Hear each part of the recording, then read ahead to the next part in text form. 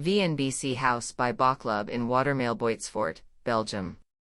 VNBC is a transformation of a family dwelling in Brussels. Part of a set of workers' houses built in the 50s in the residential and very green district of Boitsfort, in the south of the city. This house was composed of 3 very closed facades on the outside and of multiple small spaces without any connection or fluidity between each other. The desire of the clients was to enlarge the house while ensuring a sequence of quality spaces, enhance the connection to the garden, and improve the natural light.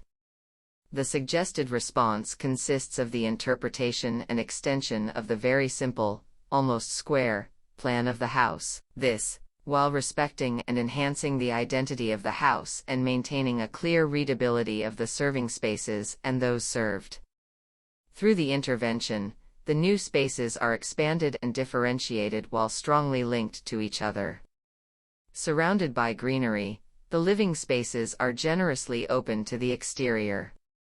The simplicity of the intervention and the readability of the spaces mark the quality of the project. The structure is left apparent and defines the extension through a clear expression of the modularity of the design and the versatility of spaces.